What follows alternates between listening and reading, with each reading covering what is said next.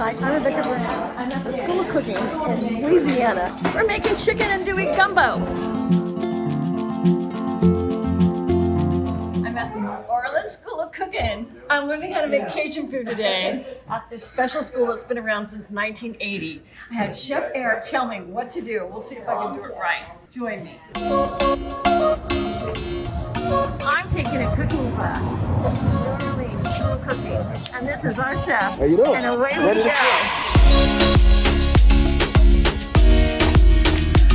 And the man's building right up here.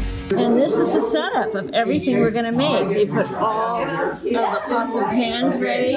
I'm with this great group. It's a company party. School of Cooking, Louisiana Gymnasium. Chef Eric. As far as equipment or what we're cooking? Show me what the ingredients are and what should I do first? All right, so first step, we're gonna make our gumbo. So to make a great gumbo, you wanna make a great roux. And to make a great roux, you're gonna need some type of oil. This is lard, and you're gonna need some flour. And this is all-purpose flour. This is my favorite flour to use when it comes to making a great roux because it's a nice thick flour. Thick flour gives you a nice thick roux, nice hearty gumbo. So that's gonna be our first step, is making our roux, right? I bought the whole book of the New Orleans School of Cooking recipes. And here's what it looks like in the book. But at the end of this video, you can see my recipe in my recipe card. Or if you want, you can screenshot all of this and even read the recipe from the book I bought. For the cooking lesson, Chef Eric supplied enough ingredients for 2 people, but the recipe has ingredients for at least 8. So I would make a big batch if I were you. So the recipe at the end of the video has all those ingredients to make it for 8 people or more. Here's the induction. I've never really used one of these that successfully. Learning how to use that. Garlic, flour, onion, celery, andouille sausage, and that's the chicken pre-cooked. Tomato paste, garlic, andouille sausage, green peppers, onions, and celery, and then parboiled rice. Now this is all for the gumbo. Told by Chef Eric to start the roux with a little bit of flour and it's melted lard. It's pure lard because you want a burning point that's really high. If you use butter, it'll burn too fast. So what you do, you have to stir constantly as you just put the flour in little by little because you don't want lumpy. So that's about 3 tablespoons of flour into half a cup of lard. And keep stirring. So you need to keep stirring it on kind of medium-high heat until it's almost a peanut butter color.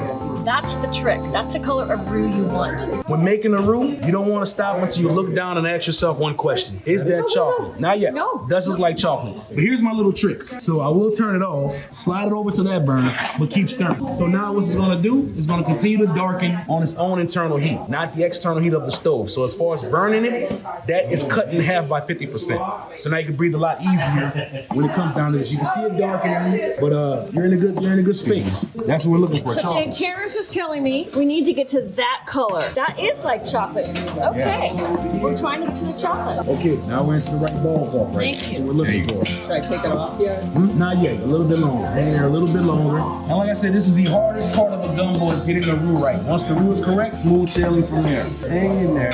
Now, since our roux is right there, here's a good time to turn on this pot here. This is for our sausage. And as I see the color darken, get to that chocolate, and now we're gonna add half of the Trinity.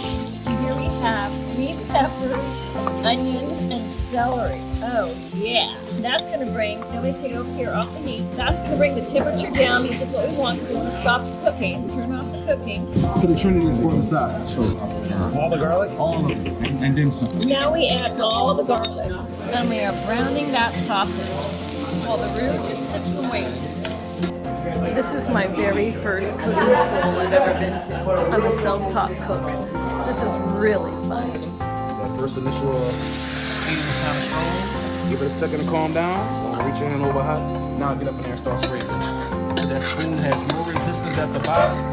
Go ahead and just scrape it. You can already see the color of that broth change into a nice brown. That's then you know the flavor of the sausage is inside of that broth. Oh, that looks delicious.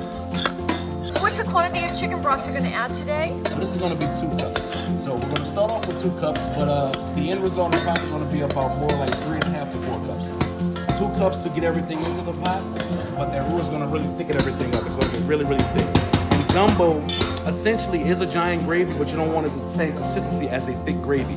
So we're going to use the rest of the stock to balance it out. To kind of, you want it to be more of a soup, so we don't want it to be too thick. So add the remaining stock. Add the remainder. If you got it nice and clean at the bottom, add the remaining stock. And we're going to bring that stock up to temperature. Once it's nice and hot, we're going to incorporate our roux to our stock. Because the roux, the stock should always be hot when it's time to add the roux. If you add the roux to a cold stock, it will not bind together, right? So now I'm adding the roux. Nice and A hot. little bit at a time, and you gotta whisk it really fast as it goes in, just like that. And it's gonna thicken up that stock. Never give up on the whisking. And that's beautiful. You can see it thickening up. That's what a roux does. A roux colors, thickens, and flavors the pot. That's what's happening right now. In about maybe 2 or 3 minutes, it's going to get really thick. So we're going to have some extra stock to balance that out, kind of loosen it up. You don't want it too thick, especially if you're not using rice. You want to taste the full soup, don't need it too thick. You want to taste that full body of the soup. I am so surprised there's no rice in this recipe. Originally, gumbo was originally a soup. Rice came in later on as a filler. So now with the introduction of rice, it extends the life. So now you can take a pot of soup that you would usually feed 10 people with, feed 15 to 20 people with it by adding rice to it. Rice is a filler. But if you want to taste the true flavor of a soup, eat it as is. Now we're adding about half a cup of chicken.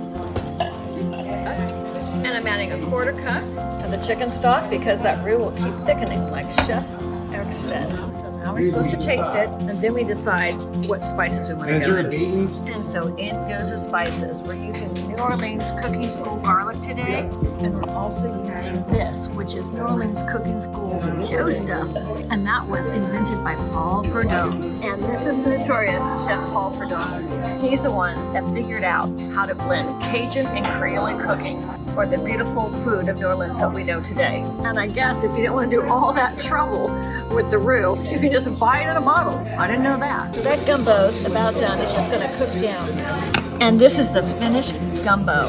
Oh my goodness, you can see the andouille, the chicken's in there. I even added some fila, all the beautiful spices. Beautiful. Yum.